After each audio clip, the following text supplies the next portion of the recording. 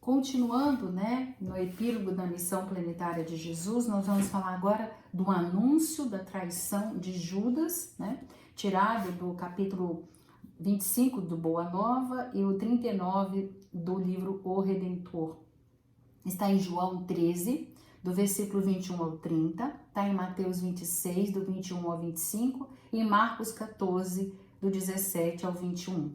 E eu escolhi Mateus no livro Evangelho dos Humildes, onde Eliseu Rigonati começa então. Versículo 21. E estando eles comendo, disse-lhes, em verdade vos afirmo que um de vós me há de entregar. Versículo 22. E eles, muito cheios de tristeza, cada um começou a dizer, porventura sou eu, Senhor. Versículo 23. E ele respondeu e lhes disse, o que mete comigo a mão no prato, esse é o que há de me entregar. E 24. O Filho do Homem vai certamente, como está escrito dele, mas ai daquele homem por cuja intervenção há de ser entregue, o Filho do Homem. Melhor fora que tal homem não houvesse nascido. E o 25, e respondendo Judas, o que o entregou, disse, sou eu porventura, mestre? Disse-lhe Jesus, tu o disseste. Muito bem. Eliseu Rigonati, no livro Evangelho dos Humildes, nos lembra que Jesus percebia o que se estava tramando a seu respeito por meio da clarividência. Para ele, nada havia encoberto, pois podia ver em quadros fluídicos o desenrolar dos acontecimentos. Judas já tinha dado os primeiros passos, que eu vou falar depois, né, para entregar o mestre, e emitia pensamentos que denunciavam a Jesus, que via os quadros formados pelos pensamentos de Judas. A clarividência, nos diz Eliseu Rigonati, é uma faculdade da alma, que está relacionada ao progresso espiritual. Quanto maior adiantamento espiritual, maior é a sua clarividência. Jesus podia ler o perispírito de cada sofredor, o resultado das encarnações passadas e o que pensava para o futuro. A cura, inclusive, era baseada aí, né? Porque ele verificava que aquela pessoa estava pronta naquele momento para receber a cura. Porque nós sabemos que tinha muitos paralíticos, muitos cegos, mas nem todos foram curados. Porque ele sabia ler na alma da pessoa aquilo que aquela pessoa estava pronta. Não querendo aqui comparar Jesus com galinha nenhuma, hein? Mas até uma galinha, ela não tira, não antecipa, ela não ajuda a retirada do pintinho dentro do ovo. Ela espera que o pinto esteja amadurecido o suficiente, a força suficiente para ele mesmo se libertar do ovo. Porque aí neste momento ele está com a capacidade, né, de caminhar, de voar, de sair. Até a galinha consegue. A mesma coisa em relação à lagarta. Nós não podemos tirar antecipadamente a lagarta do casulo, porque senão ela não terá as asas para poder voar. Enquanto ela está naquele processo, né, de metamorfose, ela está adquirindo as forças necessárias. Porque enquanto lagarta, ela achava que aquele mundinho dela era tudo. Aquele mundinho de uma pocinha, um capinzinho, umas florezinhas, achava que o mundo era só aquilo, ela se arrastejava naquele pequeno mundo. E quando ela ganha as asas, a força, quando ela vai fazer a metamorfose, ela ganha força suficiente para voar e entender e compreender que aquele mundinho foi uma etapa da sua vida, onde ela pode alçar voos e enxergar milhões de flores, milhões de árvores, o vento, ela pode apreciar porque está madura. Então, o mestre, em cada cura que ele fez, ele conseguia olhar e fazer a leitura no perispírito daquela pessoa para ver se ela já se encontrava na fase da borboleta, para que ela pudesse absorver melhor os ensinamentos, né, após a sua cura. Por isso que a clarividência, ela é normal naqueles que já se encontram desencarnados. Nos encarnados é excepcional, depende da sua evolução espiritual, porque a matéria, ela embota a alma, nos fala Eliseu Rigonati, né? podemos ver um exemplo belíssimo nessa passagem de amor, de tolerância e de perdão. Apesar de saber que um iria trair, tratou bem a todos sem fazer distinção. Judas foi admitido à mesa com o mesmo carinho e a mesma benevolência. Esse é o exemplo do Mestre. Os discípulos se entristeceram quando ouviram aquela afirmação de Jesus, porque conheciam ali o ódio que os sacerdotes lhe votavam. E eles ficaram com medo, receosos que eles fossem compelidos a trair. Por isso que eles duvidaram deles mesmos, né? E Jesus explica que não recuaria ante ao sacrifício. No entanto, advertia, né, ao traidor de que seu erro lhe acarretaria grandes sofrimentos para o futuro. E assim foi. Durante muitos séculos, Judas reencarnou na Terra, passou por muitos perigos e tormentos, sempre lutando, veja bem, pela sagrada causa de Jesus. Daí por diante, nas idas e vindas entre o céu e a terra, ele lutou pela sagrada causa de Jesus até se reabilitar. Sua falta se deu e ela teve origem na interpretação que deu a missão de Jesus de uma maneira errada. E aí eu fui buscar no livro O Redentor, Edgar Mondo, no capítulo 89, nos conta quem é Judas, o perfil de Judas, né?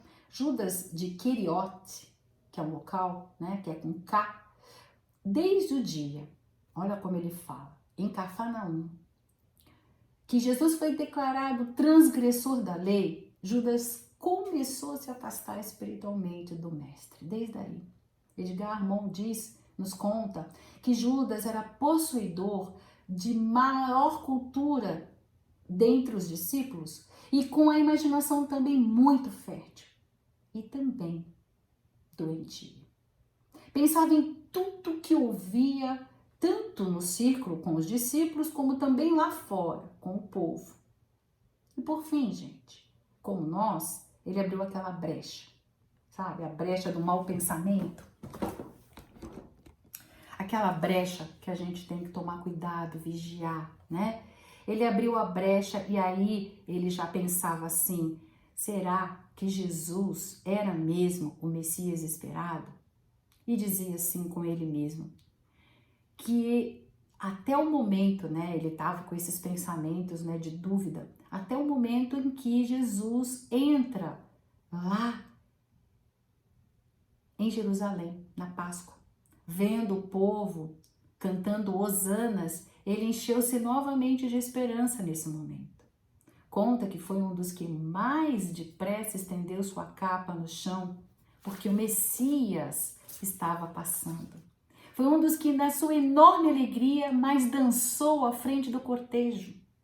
E um dos que mais alto gritou hosanas ao filho de Davi, glória ao nosso rei Messias. Porém, olha o que aconteceu. Quando ele viu que Jesus, ao chegar no templo, nada fez para assumir o poder que o povo estava pedindo, né? E estava enchendo aquele templo, né, com uma multidão, que era uma oportunidade. Ele era um estrategista, né? Uma oportunidade enorme. Ele ficou muito decepcionado. Por quê? Porque Jesus desceu do jumento silenciosamente e desapareceu no meio da multidão. E aí a decepção aumentou, né? Todos os seus sonhos de ambição e glória se desmoronaram. Ele tinha ali errado mais uma vez. Jesus de Nazaré não podia ser o Salvador de Israel, o rei, né, nacional. Sendo ali talvez simples, o máximo profeta de um povo humilde, pensou ele. Ele dedicou alguns anos a quem? Pensou Jesus. Tudo no pensamento de Judas, né? Não perder ali seu tempo se fazendo discípulo daquele rabi? E aí, encostado nas colunas do templo, batia no peito, infeliz, infeliz que sou. Aí, gente, é que nos conta lá o autor, penetrando no campo da invigilância, as forças do mal que já o acompanhava, percebeu ali um alvo vulnerável e se apoderou dele. E aí, sendo observado por um sacerdote menor do templo, tudo isso engendrado pelo plano espiritual, que eu digo que está a caminho da luz, né? Esse pequeno sacerdote, esse sacerdote menor do templo, tomou-o pelo braço, levou-o para dentro e ele foi ter com o astuto Hanã. Olha só, nos conta o livro, né, que ele relutou em trair o mestre, mas ele foi convencido por Hanã com uma série de argumentos. Dentre elas, ele mesmo, né, o Hanã, disse que o próprio Jesus já tinha dito que deveria ser entregue ao sinédrio para ser morto, que ele já tinha dito isso. Porém, o que o sinédrio ia fazer, desejava, era apenas retirar o rabi de circulação ali nos dias da Páscoa para evitar um tumulto maior. Porque se isso acontecesse, os romanos iriam matar o povo. Olha como o Hanã coloca essa explicação para Judas, né? E combinaram 30 moedas, um cargo e tal. E aí Judas até pensou, depois eu entro lá, eu liberto Jesus e coloco Jesus no caminho e ele também estaria, né, lá com uma alta posição entre os grandes, né? Muito bem. Conta que Judas, depois nós vamos falar no próximo capítulo, na próxima aula, nós vamos falar sobre a outra parte, a situação em si. Por enquanto nós queremos só criar a imagem, o entendimento de quem era Judas, né? O livro nos conta que Judas era moreno, alto, magro, barba grisalha, indivíduo inquieto, gesticulador, místico, visionário, impossível, sujeito, ele diz, a transes e perturbações psíquicas.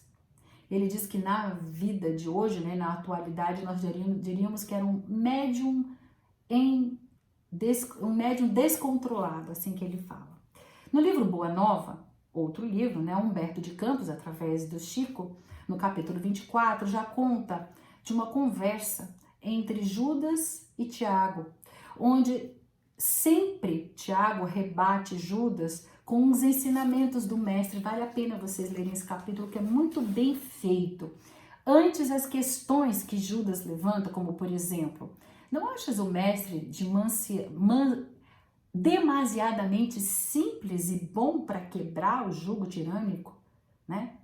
Abolindo aí a escravidão que oprime o povo de Deus? E aí Tiago responde lindamente. Outro pensamento, né, de Judas: podemos esperar renovações sem conseguirmos a atenção dos poderosos? Judas conversando com Tiago. Outro pensamento de Judas: acompanhando o mestre, eu vi que ele nunca teve interesse em conquistar a atenção dos mais altos colocados. E ele termina: não podemos levar em conta esses excessos de teoria, porque Tiago vinha rebatendo com o próprio evangelho do mestre, né? E aí Judas fala para Tiago: farei o possível para estabelecer acordos com os mais altos funcionários, a fim de imprimirmos um novo movimento às ideias de Messias. E aí Judas fala, né, Tiago fala para ele assim: Judas, veja lá o que você vai fazer. Porque Judas pensava, o mestre era demasiadamente humilde e generoso para vencer sozinho no meio da maldade e da violência. Judas amava o Messias, esperava ansiosamente o instante do triunfo. E o resto fica para o próximo capítulo.